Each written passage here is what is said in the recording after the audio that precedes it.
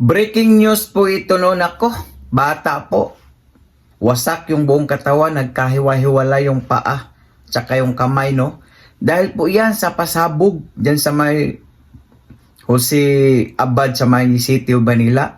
Di naman siguro po nagkulang ang ating buting Yorme Isko Moreno sa pagpapaalala sa mga parents, sa mga kabataan na wag po magpaputok o paglaruan yung mga ipinagbabawal na mga paputok. Ayan nga po, na-aksidente po yung isang bata dahil po may paputok po ng malakas na paputok na hindi pumutok. So ngayon dahil hindi po pumutok, pinulot po ito ng bata. Nung pagpulot po ng bata ay bigla po itong pumutok. Parang nagtamaan ng RPG po yung bata dahil sa sobrang lakas. Kitang-kita nyo naman dyan sa video na talaga yung bakod na hero, yuping-yupi, katawan pa kaya. Ayan po yung resulta, nagkakahiwa-hiwalay. Condolences po sa pamilya ng bata. Wala pong pagkukulang si Yorme Isko Moreno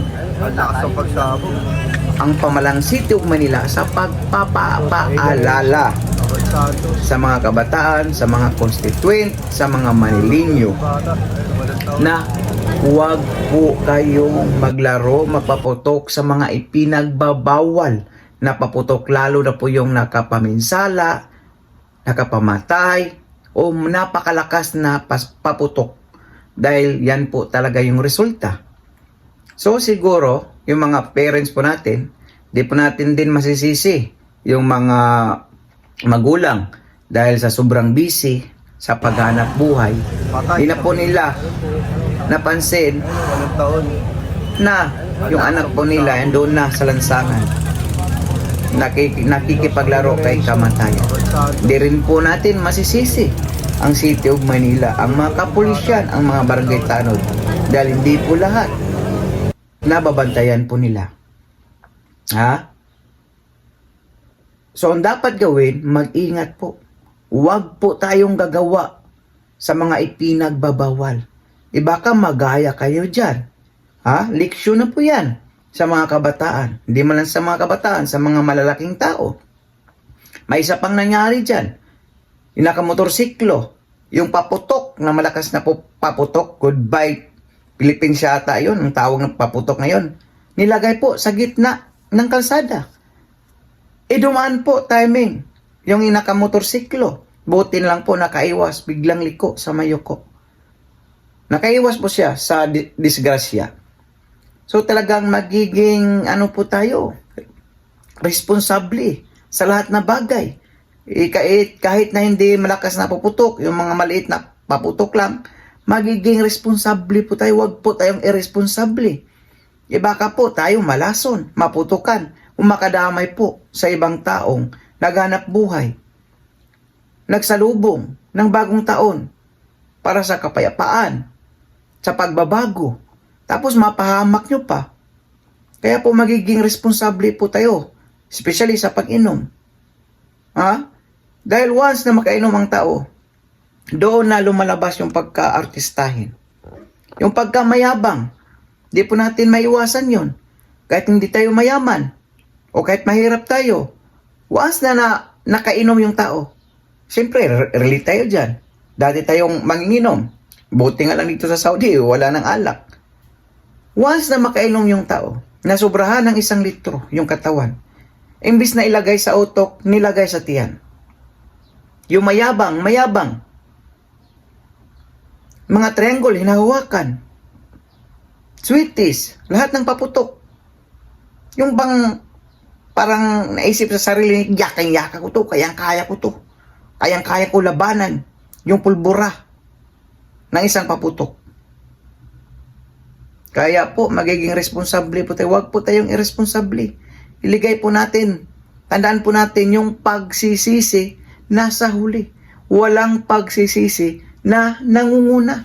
Inunahan. Yung pagsisisi nasa huli talaga. Ngayon, wala tayong masisi dyan. Isa lang yung masisi dyan, yung nagpapaputok. Dahil irresponsable siya. Magpaputok tayo, huwag sa public places. Doon sa bakuran nyo, sa private area. Kasi alam po natin, sa panahong season ngayon, Jubileo, New Year's, Pasko, marami po talaga mga bata o mga matatanda nandyan sa kalye, lansangan, naghanap buhay. Alam naman po yung bata, pag nakakita ng paputok na hindi pumuputok, pinupulot agad yan. Sinong may kasalanan? Yung nagpapaputok. Dahil irresponsable. Nasa public places. Hindi nilagay sa tamang lugar. So, huwag po tayong magpadalos-dalos, umanisi, magturo sa gobyerno, sa barangay, sa purok chairman, sa konsehal, sa barangay tanod, dahil hindi nabantayan. Gaya ng sinasabi ko, hindi natin masisi yung mga magulang. Dahil busy din yan sa paghanap buhay.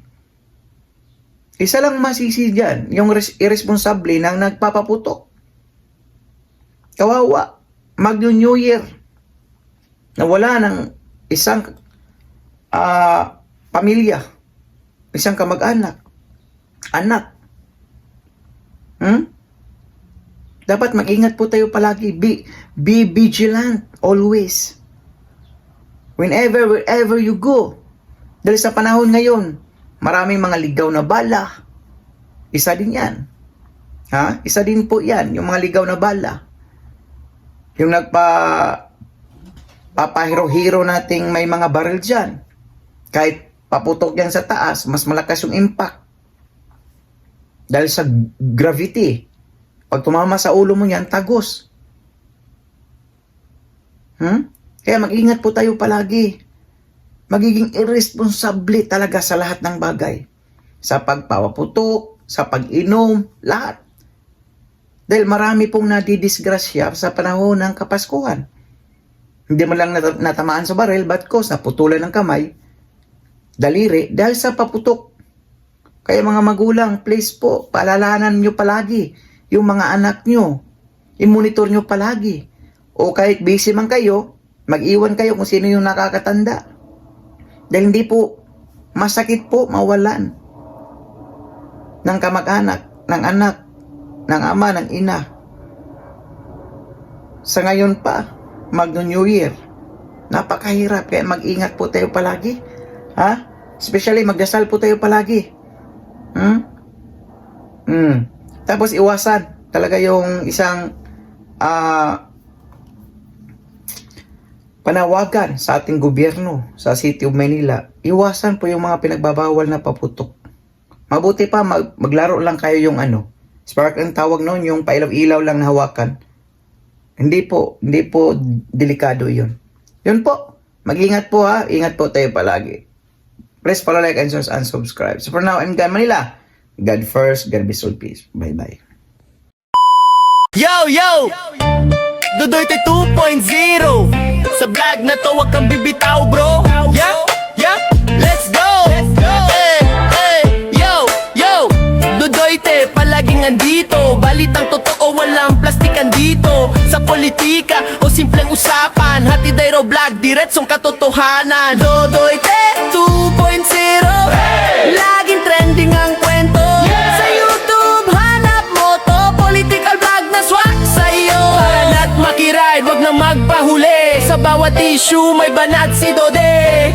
Wala na, seryoso pa. Dodoy 2.0, siguradong panalo ka. Dodoy 2.0. Laging trending ang kwento. From Luzon.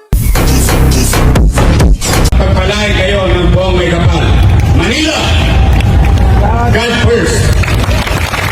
Sa lahat ng viewers ni Dodoy Te, ito, yun, steady lang kayo dyan sa Gedli. Please continue to watch the videos and please do subscribe. Ingat kayo. God first! Our hearts beat to the city streets. We began to feel the fire. We rise like